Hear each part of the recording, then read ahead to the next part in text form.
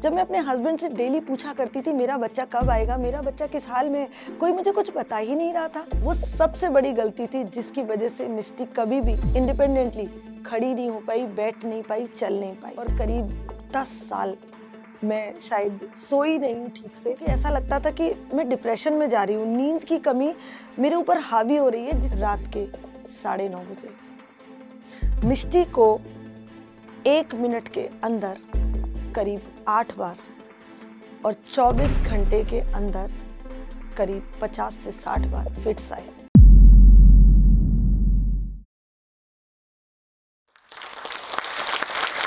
बात 2006 की है। हर महिला की तरह मेरे भी अपने बहुत सारे सपने थे अपने बच्चे को लेकर। किसी भी महिला के लिए जीवन में एक सुखद पल होता है मातृत्व सुख को पाना, और ये मुझे प्राप्त हुआ मेरी प्यारी बेटी एंजल, मेरी मिष्टी के जन्म के दिन। जैसा कि मैंने सुना था कि जन्म के बाद सबसे पहली आवाज आपके कानों में जो आती है वो आपके बच्चे की आती है। लेकिन ये क्या था? मिष्टी का जन्म तो हुआ लेकिन मुझे उसकी आवाज नहीं आई। ये क्या था?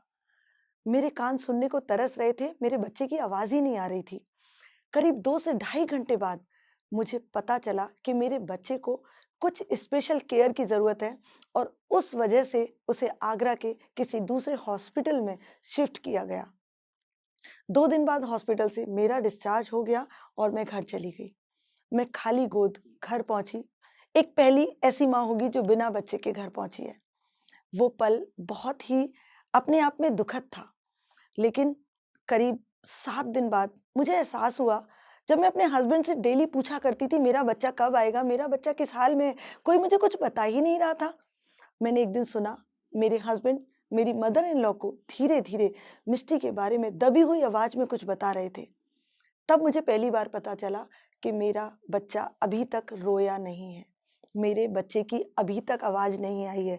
लगातार उसे फिट्स आ रहे थे, लेकिन मुझे तसल्ली दी जाती थी, नहीं सब कुछ ठीक है, बच्चा बहुत जल्दी घर आने वाला है। करीब 23 दिन बाद मुझे खुशखबरी मिली कि आज वो दिन आया है जब मेरा बच्चा मेरे हाथों में होगा, मैं उसे देख पाऊंगी, महसूस कर पाऊंगी। शाम के 4 बजे मेरे हाथ में मेरी मिष्टी को, मेरी परी को दिया गया। लेकिन ये क्या था? नेज़ल ट्यूब लगा हुआ था जिसके द्वारा हमें फीड कराना था। पूरे शरीर पर नील के निशान थे जो सुइयां उसको लगी थी। इंट्राकेथ लगा था ग्लूकोज के लिए। और भी ऐसी बहुत सारी मेडिकल केयर के साथ बच्चे को देने से पहले एक लिस्ट दी गई कि इस बच्चे को किस तरह केयर करना है, किस तरह इसे संभालना है। मैं मायके में सबसे छोटी थी, सबसे लाडली, हंसती खिलखिलाती। मैंने कभी सोचा भी नहीं था कि किसी स्पेशल बच्चे की मुझे केयर करनी पड़ेगी। तब तक मुझे पता नहीं था कि ये मेरा बच्चा स्पेशल है, पर जो लिस्ट मुझे दी गई थी उससे तो लग रहा था कि कुछ खास है, कुछ अलग है। कोई बात नहीं, मन धीरे धीरे समझने लगा कि ये खास बच्चा है, लेकिन कभी भी ये मानने को तैयार नहीं था कि ये बच्चा कुछ डिसेबिलिटी लेकर या दिव्यांगता लेकर जन्मा है। समय बीतता जा रहा था। 3 महीने बाद उसकी सारी जो भी नलियां लगी हुई थी, जो भी उसके शरीर पर निशान थे, वो सब मेडिकल हेल्प धीरे धीरे हटने लगी थी। सिर्फ कुछ दवाइयां बची थी जो उसके फिट्स के लिए चल रही थी। धीरे धीरे बच्चे की हेल्थ इंप्रूव हो रही थी। बच्चा हंसने लगा था, बच्चा रोने लगा था, बच्चा माँ को फील करता था। मुझे भी अपने बच्चे को फीड कराने में बहुत ही सुखद महसूस होता था। करीब करीब जब मिष्टी 6 महीने की हुई, जब भी हम उसे कहीं लेकर जाते थे, हर कोई हमसे सवाल करता था कि आपका बच्चा नेक होल्ड नहीं कर पाता, आपका बच्चा गर्दन झुका के क्यों बैठता है, इतना सलाइवा क्यों स्प्रेड करता है, आपके बच्चे में कुछ तो अलग है जो आम बच्चों से अलग बनाता है उसे। हमने डॉक्टर से जाकर उस दिन पूछ ही लिया कि आखिर आप हमसे क्या छुपा रहे हैं? ऐसा क्या है जो मेरी मिष्टी दूसरे बच्चों की तरह नहीं कर पाती है? आखिर उसे हुआ क्या है? डॉक्टर्स ने कहा आज दिन आ गया है कि अब आपको सच जानना है, आप एमआरआई करा कर लाइए। शाम को जब हम एमआरआई रिपोर्ट के साथ डॉक्टर के पास गए, और जो हमने सुना वो शायद कभी सपने में भी नहीं सोचा था। एक माँ जो गर्भ से ये सपना देख रही है कि वो अपने बच्चे को क्लासिकल डांसर बनाना चाहती है, और डॉक्टर्स कह रहे हैं कि आपका बच्चा कभी भी चल नहीं सकता, बैठ नहीं सकता और नॉर्मल बच्चों से अलग है। आप इससे ज़्यादा होप मत कीजिए। ये डॉक्टर का कहना था, एक माँ का मन मानने को तैयार ही नहीं था, क्योंकि एक खास माँ थी मैं, जिसके खास इमोशंस थे, जो और माँओं से थोड़े ज़्यादा, थोड़े अलग थे। वहाँ से हमने गूगल सर्च करना स्टार्ट किया कि आगरा से बाहर भी कहाँ-कहाँ मेडिकल हेल्प, अच्छी से अच्छी बेस्ट केयर मेरे बच्चे को कैसे मिल सकती है। इंडिया के हर बड़े शहर में मैं और मेरे हस्बैंड जाया करते थे। स्ट्रगल वहाँ से एक्चुअल में शुरू हुआ।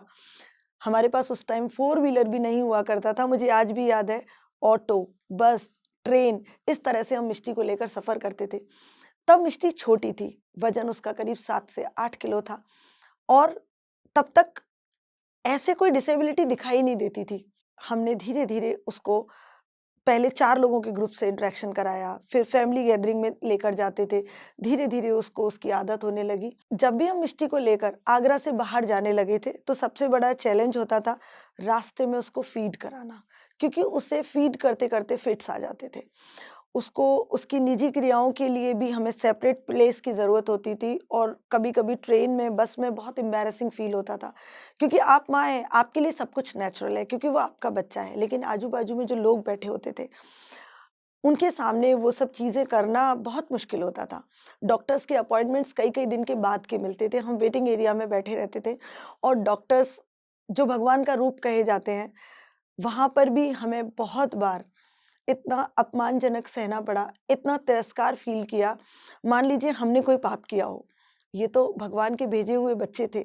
हर डॉक्टर मिष्टी को कभी मेंटल रिटार्टेड कहते थे, कोई ऑटिज़्म बताता था, कोई सेरेब्रल पैल्सी बताता था। अलग-अलग नामों से मेरे बच्चे को नवाज़ा जाता था और एक माँ शाम ढलते ही दुखी मन से अपने बच्चे को अपने कलेजे से लगाकर वापस घर आती थी। अगले दिन फिर एक नई होप के साथ एक नए डॉक्टर के पास जाते थे। जब तक मिष्टी 7-8 साल की हुई तब तक करीब 50 से 60 डॉक्टर हम बदल चुके थे। हम करीब 7-8 साल तक मेडिकल हेल्प के लिए डॉक्टर्स के पास तो जाते रहे, लेकिन हमने थेरेपी मिस कर दी। वो सबसे बड़ी गलती थी जिसकी वजह से मिष्टी कभी भी इंडिपेंडेंटली खड़ी नहीं हो पाई, बैठ नहीं पाई, चल नहीं पाई। क्योंकि हम लेट हो गए। हमें लगता था डॉक्टर्स ही इसको ठीक करेंगे, लेकिन ज़रूरत थी उस समय पे एक्शन लेने की। थेरेपी बेस पे स्पीच थेरेपी होती हैं, बैलेंस के लिए थेरेपी होती हैं, बॉडी अलाइनमेंट के लिए थेरेपी होती हैं, जब मसल ग्रोइंग स्टेज में होते हैं। जो उम्र होती है 1 से 3 साल, वो सबसे अच्छी उम्र होती है। जब तक बोन डेवलपमेंट पूरी तरह नहीं हो रहा होता है, हम मसल को फ्लेक्सिबल बनाने के लिए पूरी मेहनत कर सकते हैं। जो मुझसे चूक हुई, वो कोई ना करे, इस प्लेटफ़ॉर्म के माध्यम से मैं ये समझाना चाहती हूँ। समय बीतता जा रहा था, डॉक्टर बदलते जा रहे थे, मिष्टी बड़ी होती जा रही थी, लेकिन मिष्टी का जो वेट था, वो धीरे-धीरे घट रहा था। हीमोग्लोबिन मुझे आज भी याद है 3 था। कुछ डॉक्टर कहते हैं ब्लड चढ़ाना है और कुछ डॉक्टर कहते हैं ये ब्लड फ्लो को झेल नहीं पाएगी, हम इसको ब्लड नहीं चढ़ा सकते। कुछ डॉक्टर कहते हैं ग्लूकोज़ लगवाइए, कुछ डॉक्टर कहते हैं ग्लूकोज़ लेते ही इसको निमोनिया हो जाएगा। एक माँ क्या करे, उसको पता ही नहीं है कि बच्चे के लिए ये सही है या ये सही है। सिर्फ निराशा, हताशा और डिप्रेशन। उसके बाद जो समस्या आती है, ऐसे बच्चे नींद नहीं लेते हैं। पूरी-पूरी रात जागती थी। दवाइयों का जो स्ट्रेंथ था वो बढ़ाते जा रहे थे डॉक्टर्स। 5 एमजी से स्टार्ट करके 25 एमजी तक हम उसकी टैबलेट्स को लेकर आए, जो नींद की गोलियाँ थी, लेकिन उसके बाद भी मिष्टी सोती नहीं थी। पूरी-पूरी रात जागना, आप सोच सकते हो हम किसी पार्टीज़ में जाते हैं, हम एक रात नहीं सोते हैं, तो हमारी स्थिति कैसी होती है। और करीब 10 साल मैं शायद सोई नहीं हूँ ठीक से। मुझे आज भी याद है, मेरे बहनें आती थी, मेरी भाभी आती थी और वो मुझसे पूछती थी आपके लिए क्या गिफ्ट लेकर आएँ? तो मैं उनको बोलती थी आप घर आ जाइए, मैं बता दूँगी। और मैं उनसे ये बोलती थी मुझे 1 दिन की नींद चाहिए। और मैं वो नींद लेना चाहती थी क्योंकि ऐसा लगता था कि मैं डिप्रेशन में जा रही हूँ। नींद की कमी मेरे ऊपर हावी हो रही है, जिसकी वजह से मैं कोई जस्टिस नहीं कर पा रही थी, ना अपने साथ, ना बच्चे के साथ, ना फैमिली के साथ, क्योंकि हर वक़्त मेरा ब्रेन पूरा इतना हेडेक रहता था। वहाँ से मुझे माइग्रेन हुआ और वो इतना सीवियर होता था कि मैं माइग्रेन की दवाइयाँ खाती थी ताकि मैं बच्चे की परवरिश अच्छे से कर पाऊँ बिना दर्द के। माइग्रेन के लिए सारे डॉक्टर्स कहते थे प्रॉपर स्लीप, जो पॉसिबल नहीं था क्योंकि मैं एक स्पेशल माँ थी। स्पेशल माँ के पास एक स्पेशलिटी होती है कि आप दुनिया से अलग चीज़ें करते हो। और दुनिया से अलग चीज़ें ये थी कि 10-12 साल में सोई नहीं, पता नहीं कौन-सी एनर्जी थी, कौन मुझे चला रहा था, शायद उस बच्चे के वाइब्रेशन थे, क्योंकि ऐसे बच्चे भगवान के बच्चे होते हैं, भगवान के दूत होते हैं, जो हमें हमारी लाइफ का पर्पस देने के लिए इस धरती पर आते हैं। और शायद मेरे घर में भी एक एंजल का जन्म हुआ था, मुझे मेरी लाइफ का मीनिंग बताने के लिए। मेरी मदर इन लॉ मेरे बच्चे को लेकर अक्सर किसी फैमिली गैदरिंग में जब भी जाती थी, तो लोग अपने नॉर्मल बच्चों को मेरी मिष्टी से दूर करने की कोशिश करते थे।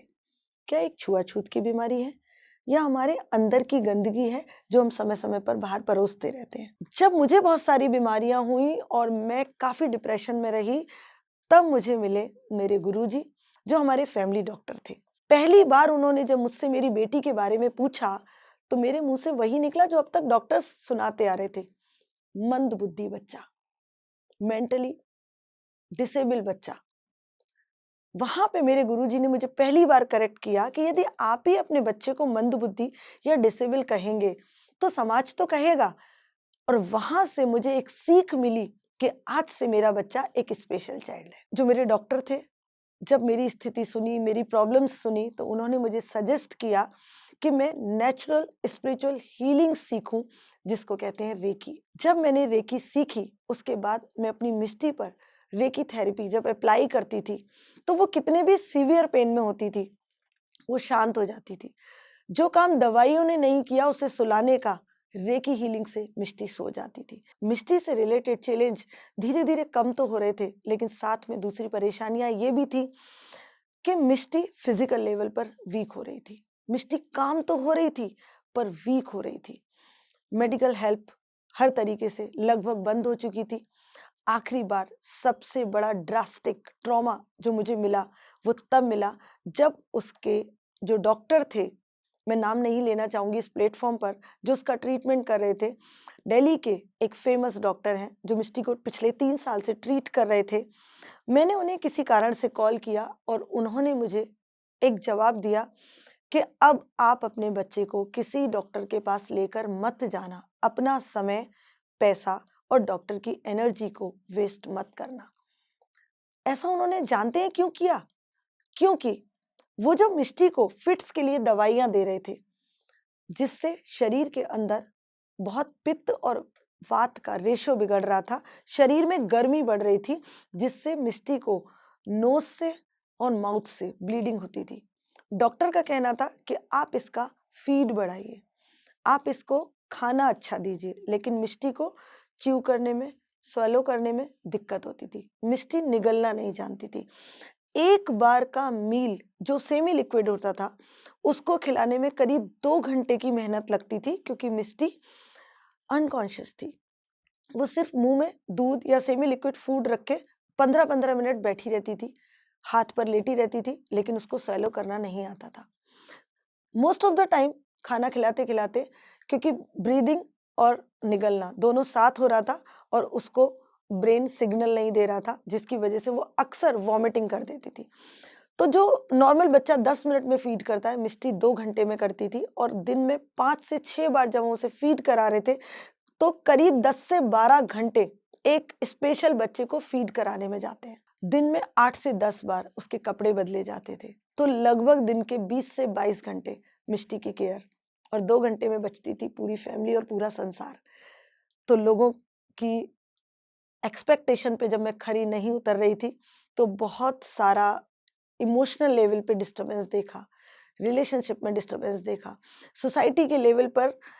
ज्यादातर लोग पता है क्या सोचते हैं कि आपका बच्चा स्पेशल है, उसके लिए एक स्पेशल सिंपैथी रहती है, लेकिन उस माँ का क्या, जो अपनी सोशल गैदरिंग छोड़ती है, अपने रिलेशंस को सेक्रीफाइस करती है, अपनी हेल्थ को सेक्रीफाइस करती है, उसके बारे में कोई ध्यान नहीं देता, क्योंकि वो माँ है, उसने जन्म दिया, उसको पालना है, उसकी जिम्मेदारी है, दैट्स इट। लेकिन उस माँ का पेन बहुत ज्यादा होता है, जिसे शब्दों में बयान नहीं किया जा सकता। जब होली होती थी, मैं अपने प्यारे बच्चे को लेकर घर के एक कमरे में बंद हो जाती थी, क्योंकि वो स्ट्रेंजर से डरती थी, वो कलर को देखकर रोती थी, और मैं और मिष्टी एक चंदन का टीका लगाकर आपस में होली मना रहे होते थे और बाहर से शोर शराबे की आवाजें आ रही हैं। लोग दिवाली मनाते थे, पटाखे चलाते थे, लेकिन मेरा बच्चा पटाखे की आवाज से डरता था, इसलिए मेरी कोई होली नहीं, कोई दिवाली नहीं, कोई त्योहार नहीं। धीरे धीरे हम सोसाइटी से कट हो जाते हैं, बहुत सारे दोस्त धीरे धीरे छूट जाते हैं। उनको लगता है कि मैं बात नहीं करती, मैं टाइम नहीं देती। मुझे लगता है मुझे ईश्वर ने कोई रिस्पॉन्सिबिलिटी दी है तो मेरी प्रायोरिटी में मेरा बच्चा है। मैंने अपनी फैमिली को भी सेकंड रखा, मेरी प्रायोरिटी में मेरी बच्ची सबसे ऊपर थी। बॉडी उसकी धीरे धीरे वीक हो रही थी, सारी मेडिकल जितने भी हमने ब्लड टेस्ट कराए सबकी रिपोर्ट्स माइनस में जा रही थी, नॉर्मल रेंज से काफी नीचे। एक दिन आया जब पूरी तरीके से मान लिया कि अब इस बच्चे में ज्यादा होप नहीं है। रेकी हेल्प तो कर रही थी, लेकिन मेरा बच्चा सीवियर कैटेगरी में आ रहा था, जिसकी वजह से मिष्टी के केस में बहुत ज्यादा हेल्प मैं नहीं कर पाई। सन 2020 4 जनवरी रात के 9:30 बजे मिष्टी को 1 मिनट के अंदर करीब 8 बार और 24 घंटे के अंदर करीब 50 से 60 बार फिट्स आए और अगले 24 घंटे में मिष्टी की डेथ हो गई। 14 साल की जर्नी 1 सेकंड में रुक गई। मंजिल मिली नहीं, सफर खत्म हो गया। बहुत रोई, ऐसा लगता था हाथों से कुछ निकल गया, क्योंकि रात दिन वो मेरा बच्चा मेरे हाथों में रहता था। हाथ खाली हो गए थे, कुछ करने को नहीं था, क्योंकि मेरी तो पूरे दिन भर की दिनचर्या ही मिष्टी के इर्द गिर्द घूमती थी, कोई काम ही नहीं था। ऐसा लगता था कि मेरी नौकरी चली गई। सब कुछ बिखर गया। धीरे धीरे छोटी वाली बेटी अपनी पढ़ाई के लिए जाने लगी। ऑब्वियसली उसको पढ़ना था, स्कूल जाना था। हस्बैंड अपने काम पर जाने लगे। परिवार के बाकी लोग धीरे धीरे अपनी जिंदगी में रम गए।